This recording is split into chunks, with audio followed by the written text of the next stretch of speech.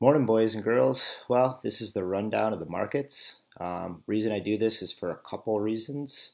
One, to stay relevant in the space so I know what the heck I'm doing. Two, to kind of see where the cards are going. Three, I'm doing this anyway every single morning and sending it off to my friends. So let's dive right on into it.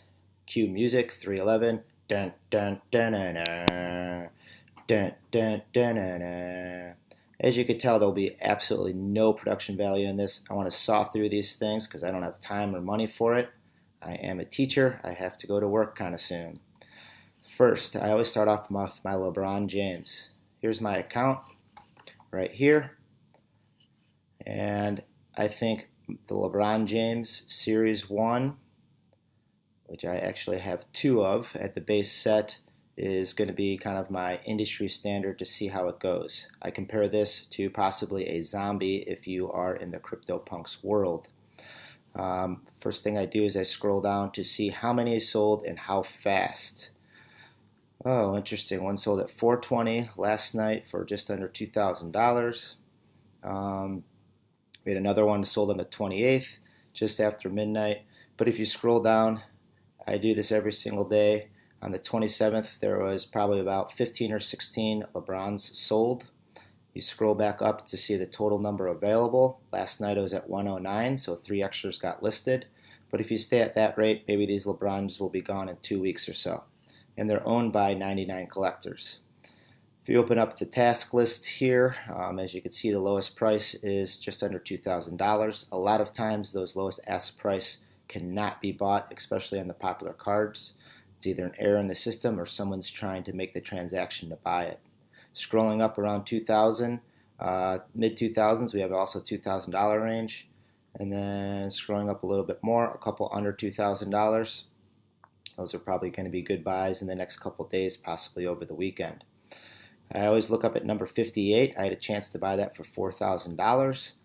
At the time, it was the top ranked or the lowest serial numbered LeBron. As you can see, that was probably an investment I should have taken. Moving on to my next asset that I track is I call this the oddity card, maybe something that a baseline buyer could buy. It's our old friend, the spokesperson here. If you notice, the date is improper on it, so it is an error card. Right here it says December 29th, 2020. Within his card itself, I believe the date right there is an error. So this is a good entry-level card. Again, I scroll down to the end to see how fast they're flying off the shelves. A bunch already sold this morning. A whole bunch sold this morning for right around 60 bucks. Moving on to the next asset, Zion Williams. I did this as a Series 1 handles card. There again, a very interesting card. I believe two fun moves there, the behind the back, and then obviously the two-handed slammer Rooney. Scrolling down to how fast they're flying off the shelves, a little bit slower for Zion. We had one this morning, but if you notice on the 27th, most of them are going for right around 800 bucks or so. I'm sorry, I'm talking fast and going fast. This is the speed I will go. This is more for myself, but if you guys can make something off of this, go for it. Again, none of this is financial advice. This Steph Curry, once the LeBron started going up above $1,000, I suggested all my friends buying as many of these as possible. Reasoning being, I feel that legendary players will have a better chance of appreciating in value compared to a rookie because their status is already solidified within the NBA.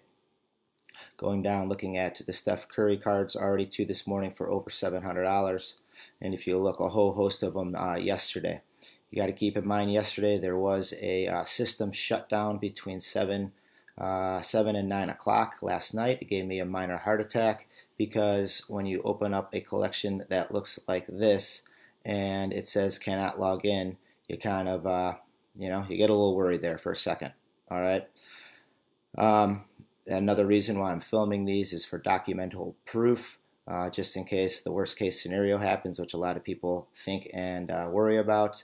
But in this digital world that I've been in for 4 years, if the blockchain crashes, there's bigger things to worry about. Moving on to final asset, which just acquired, is the Kevin Durant Series 2.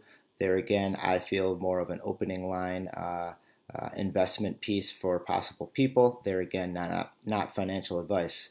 Remember, you're listening to some dude on a headset right before he goes off and teaches real kids in the real world. As you look at the Durants, they're kind of flying off the shelves. Wow, a lot faster than I thought would be yesterday. That was my last transaction that I made, besides, I think, D Rose. And then we'll scroll up here. I will go through and look at all these numbers later on today, usually at lunchtime, just because this is such a big hobby for me. This is so much fun. So if you look at the Durants, scroll up. I forgot what number I got, but I think it was in the 2000s, and I think I got really lucky with getting in at the last minute. That was suggested to me by some of my friends on the Discord.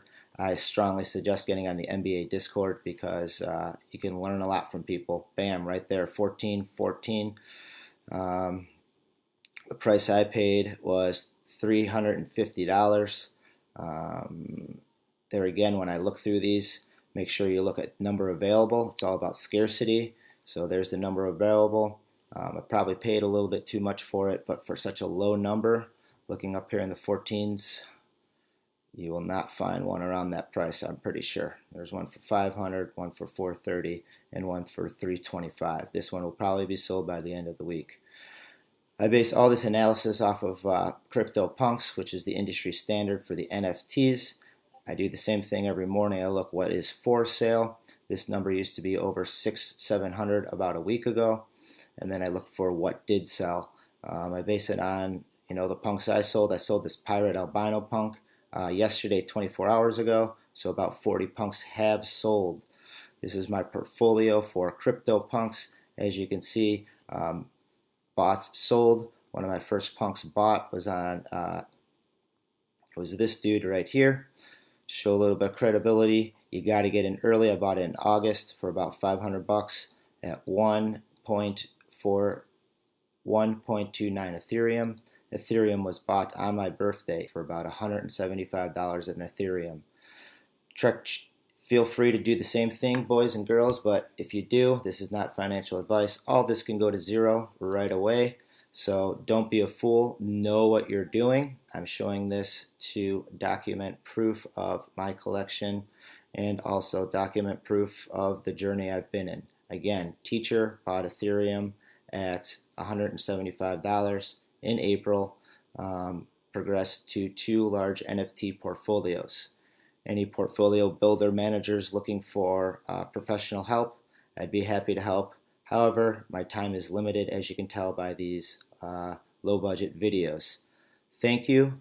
Have a good day, and remember to be positive and love life.